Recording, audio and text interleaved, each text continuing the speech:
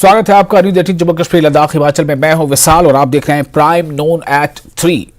सबसे पहले आपको यह बताएं कि कश्मीर में बेघर और भूमिहीन गरीबों को जमीन मुहैया कराने के एलजी प्रशासन के फैसले का पीडीपी अध्यक्ष महबूबा मुफ्ती ने विरोध किया है। उन्होंने एलजी प्रशासन की नीयत पर सवाल उठाए हैं। महबूबा मुफ्ती ने प्रेस कॉन्फ्रेंस करते हुए कहा कि जम्मू कश्मीर को ग्रीन बेल्ट से स्लम में बदलने की कोशिश की जा रही है। पीडीपी अध्यक्ष के अनुसार जम्मू कश्मीर को युद्ध का लूटा हुआ सामान समझा जा रहा है। 2021 में उसके मुताबिक जम्मू कश्मीर में टोटल जो बेघर लोग हैं उनकी तादाद है 19,047, यानी 19,047 टोटल है, जिसमें 10,848 अर्बन में है और 8,199 रूरल में है। अगर कुल 19,000, ये तो गवर्नमेंट ऑफ इंडिया का है, ये तो पार्लियामेंट में ये बात हुई है। पार्लियामेंट में एक सवाल का जवाब में ये बताया गया है 2021 में कि जम्मू कश्मीर में बेघर लोगों की कुल तादाद 19,047 है। तो जब लेफ्टिनेंट गवर्नर साहब कहते हैं कि 2 लाख लोगों को हम जमीन देना चाहते हैं, घर देना चाहते हैं, जिसमें 1,45,000 को ऑलरेडी सैंक्शन कर चुके हैं, इसका मतलब है कि 2 लाख को अगर एक फैमिली में 5 लोग ही हैं तो ये 10 लाख हो जाते हैं। जम्मू कश्मीर को 370 के बाद इस तरह ट्रीट किया जा रहा है जैसे वो माले गनीमत होता है। पुराने जमाने में जब जंगें होती थी तो उसके बाद जो भी वहां होता था, जमीन जायदाद, यहां तक कि लोग उसको माली गनीमत समझ के आपस में बांटते थे।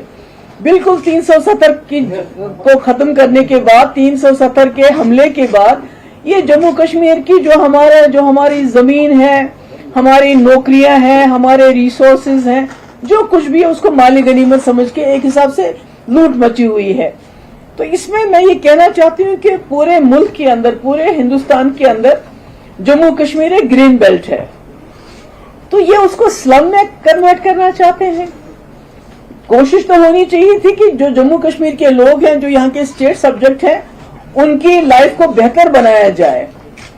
तो बाहर से इन्वेस्टमेंट इंपोर्ट करते करते ये पॉवर्टी और स्लम्स इंपोर्ट करना चाहते हैं जम्मू कश्मीर में। और इस मामले पर बीजेपी नेता अल्ताफ ठाकुर ने महबूबा मुफ्ती के बयान पर कड़ी प्रतिक्रिया जाहिर की है।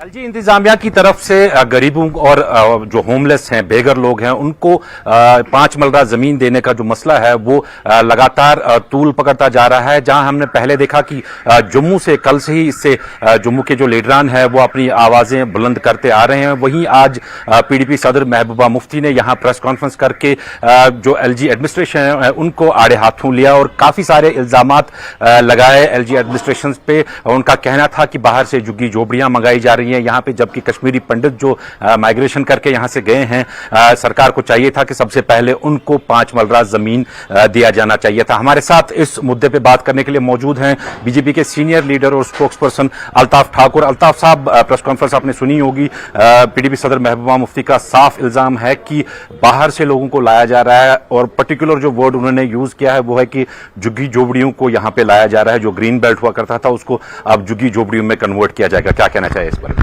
देखिए, पहले जो कल गवर्नर इंतजामिया की तरफ से जो कल एक अनाउंसमेंट हुई है कि जो बेघर लोग हैं, जिनके पास जमीन नहीं है, उनको 5 मरला जमीन और पीएम आवास योजना के तहत जो घर को भारतीय जनता पार्टी उसका वेलकम करती है और खैरकम करती है। और हम यही मानते हैं कि और यही प्राइम मिनिस्टर का मकसद है और यही प्राइम मिनिस्टर का मुद्दा है कि जो होमलेस लोग हैं, जो बेघर लोग हैं, उन लोगों को घर फराहम करना है। लेकिन मैं पहली बार हम ये देख रहे हैं कि गरीब लोगों को, चाहे वो किसी रिलीजन के साथ, वो हिंदू हो, मुसलमान हो, सिख हो, मतलब बेघरों को किसी रिलीजन में हम बांटते नहीं है। बेघर लोगों को जमीन बांटने से कश्मीर की डेमोग्राफी चेंज हो रही है।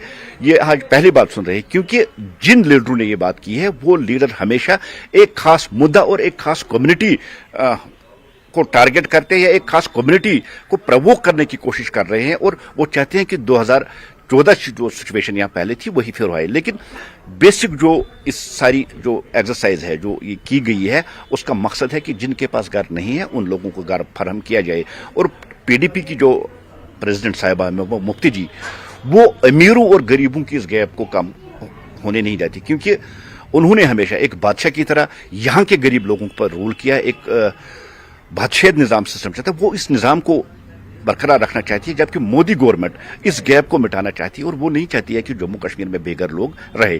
महबूबा मुफ्ती ने अपनी प्रेस कॉन्फ्रेंस में ये भी कहा कि जो पार्लियामेंट में फिगर्स जो दिए गए थे उनके उसके मुताबिक सिर्फ 19,000 ऐसी फैमिलीज हैं जो यहाँ पे बेघर है, होमलेस है अभी। तो अभी उनका कहना है कि जो डाटा दिया जा रहा है एलजी एडमिनिस्ट्रेशन की तरफ से, वो बताया जा रहा है कि 2.5 लाख फैमिलीज को एडजस्ट किया गया। उन्होंने सवाल उठाया कि ये 2.5 लाख है कौन, फिर अगर सिर्फ 19,000 यहाँ पे तो 2.5 लाख बाकी कौन है। साथ में उनका ये भी कहना है कि जो कश्मीर है उसको जेल में तब्दील किया गया है और यहाँ के लोगों को इतना डराया धमकाया गया है कि वो आप अपनी आवाज भी बुलंद नहीं कर सकते। दोनों चीजों पे आपका रिएक्शन चाहेंगे? देखिए, मुझे पता नहीं महबूबा जी ने कौन सा डाटा और कहां से मंगाया है। महबूबा जी अगर गरीबों की हमदर्द होती तो उसको नजर होती कि जो हमारी पहाड़ों पे यहाँ लोग रहे, जो ढोकों में रहते हैं, जिनको कश्मीरी हम कोठा कहते हैं, वो लाखों की तादाद में है। वो 5-10 लाख से ऊपर लोग हैं जिनके पास आज की डेट में जमीन नहीं है। मुझे पता नहीं ये आंकड़ा उसको किसने दिया और महज ये जो आंकड़ा दे रही है ये लोगों को गुमराह करने के दे रही है ताकि यहाँ फिर वायलेंस हो और यहाँ एहतजाज हो। यहाँ वो वक्त गुजर चुका। और जहां तक आप बात कर रहे हैं, देखिए जम्मू कश्मीर में अमन है, जम्मू कश्मीर में शांति है, जम्मू कश्मीर में तरक्की हो रही है, जम्मू कश्मीर में डेवलपमेंट हो रही है।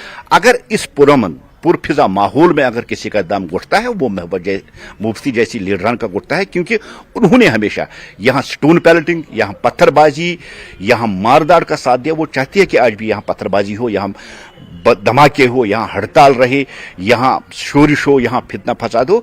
न्यूज़ 18 से बात करने का शुक्रिया। फिरोज वानी के साथ में परवेज भट्ट, नेटवर्क 18 श्रीनगर। आगे बढ़ते हैं। बीएसएफ ने आरएसपुरा सेक्टर में एक पाकिस्तानी नागरिक को गिरफ्तार किया है। जी हां, आपने सही सुना। फिर से एक बार आपको बता रहे हैं कि बीएसएफ ने यानी बॉर्डर सिक्योरिटी फोर्स ने आरएसपुरा सेक्टर में एक पाकिस्तानी नागरिक को गिरफ्तार किया है। वो अंतरराष्ट्रीय सीमा पार करने की कोशिश कर रहा था और गिरफ्तारी के बाद उससे पूछताछ की जा रही है।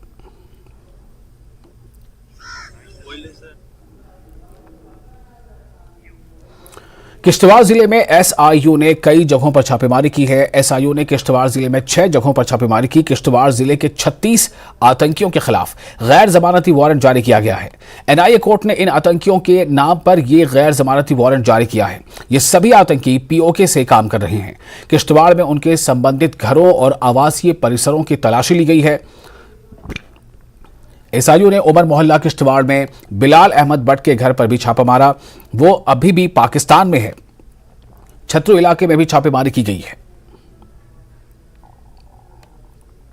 डिस्ट्रिक्ट के 36 टेररिस्ट जो पाकिस्तान और पीओके डिफरेंट जगहों पर सेटल होने के बाद वहां से ऑपरेट कर रहे हैं in terms of radicalizing the youth and involving them in militancy. हमारे यहाँ 2 केसेस रजिस्टर हुए हैं ऑलरेडी लास्ट ईयर और उसमें हमने एनआईए कोर्ट से सर्च वारंट्स लेके series of raids and searches पहले से चल रही हैं और कल भी और आज भी हमारे पास अभी 6 लोकेशंस को कवर किया है और 6 टीम्स डिफरेंट जगहों पे एसआईयू की जो है सर्चेस कर रही हैं और सर्चेस आफ्टरनून में ही कल्मिनेट होंगी। अभी तक जो एविडेंसेस उनको मिले हैं वो ऑन रिकॉर्ड लिए जा रहे हैं, स्पेशली इलेक्ट्रॉनिक एविडेंस, उसको सील करके as evidence in the case रखा जा रहा है। जितने भी कंट्रैक्ट पाकिस्तान के यहाँ इन लोगों के मोबाइल फोन में है वो भी हम एस्टेब्लिश करके तो we will ensure to establish कि यूएपीए एक्ट के तहत जो भी ऑफेंसेस बनते हैं उनके खिलाफ सब्स्टिट्यूट किए जाए। और बीजेपी के राष्ट्रीय अध्यक्ष जेपी नड्डा ने जम्मू कश्मीर के वरिष्ठ बीजेपी नेताओं को 7 जुलाई को नई दिल्ली में एक अहम बैठक के लिए बुलाया है। बैठक में आगामी लोकसभा चुनाव के अलावा जम्मू में नगर निगम चुनाव पर भी चर्चा होगी और पंचायत चुनाव की रणनीति को अंतिम रूप देने पर चर्चा होगी। जम्मू कश्मीर बीजेपी प्रभारी तरुण चुग, केंद्रीय मंत्री डॉक्टर जितेंद्र सिंह, बीजेपी जम्मू कश्मीर अध्यक्ष रविंद्र रैना, महासचिव अशोक कौल, सांसद जुगल किशोर शर्मा, लद्दाख सांसद जामयांग सेरिंग नामग्याल और लद्दाख के पार्टी अध्यक्ष पंचुक स्टेंसिन हिस्सा लेंगे।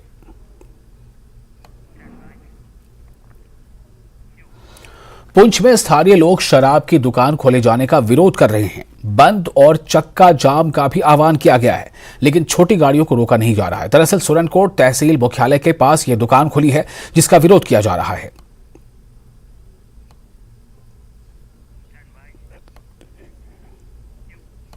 आईआईटी गुवाहाटी में उपराष्ट्रपति जगदीप धनखड़ ने आर्टिकल 370 पर बयान दिया है। उपराष्ट्रपति ने कहा कि अनुच्छेद 370 हमारे संविधान में एक अस्थायी प्रावधान था। उन्होंने सवाल किया कि आखिर क्या कारण थे कि जम्मू कश्मीर के लोगों को न्याय देने में 7 दशक लग गए।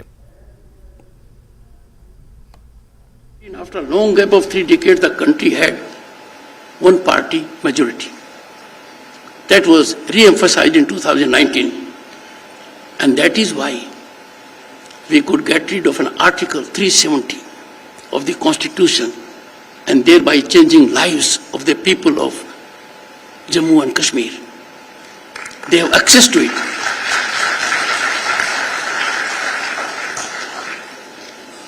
This historic justice, why did it take 7 decades? Article 370 is labeled in the Constitution as a temporary article. I don't think a temporary thing should last that long. पिछले 2 महीनों से जम्मू कश्मीर में जीएसटी वसूली में 48% की मासिक वृद्धि दर्ज की गई है।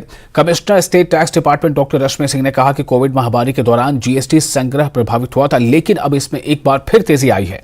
उन्होंने कहा कि यूटी में जीएसटी कलेक्शन राष्ट्रीय औसत से 3 से 4% ज्यादा है।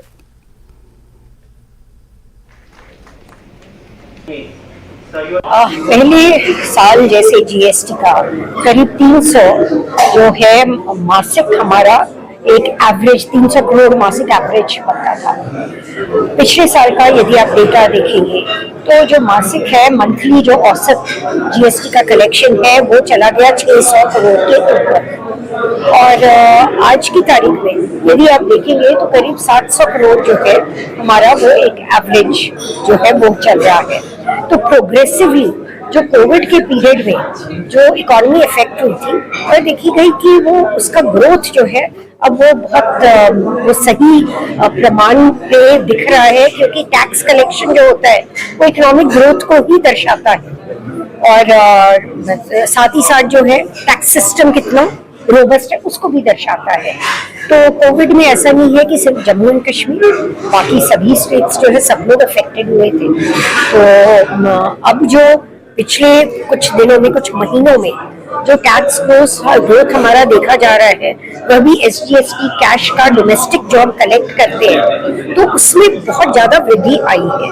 तो वह एक पूरे डिपार्टमेंट के लिए नहीं, हमारे जितने भी बाकी जो टैक्स पेयर्स हैं और बाकी जितने भी इंडस्ट्री बॉडी हैं, जितने ट्रेड बॉडीज है, मैन्युफैक्चरिंग यूनिट्स है, ये सबों के लिए बहुत खुशी की बात है कि इकोनॉमी का ग्रोथ जो है वो टैक्स के माध्यम से दर्शा रहे हैं।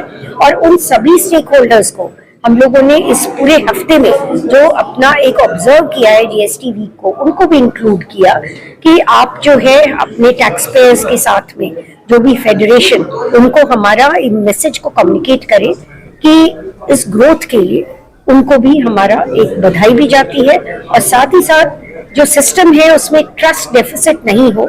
तो एक कंटिन्यूअस डायलॉग डिपार्टमेंट और हमारे टैक्स पेयर्स जितने फेडरेशन एसोसिएशन उनके रिप्रेजेंटेटिव बॉडीज हैं उनके माध्यम से डायलॉग बना रहे, यह भी प्रयास रहा है। फिलहाल एक छोटा सा ब्रेक लेते हैं, जल्द हाजिर होंगे।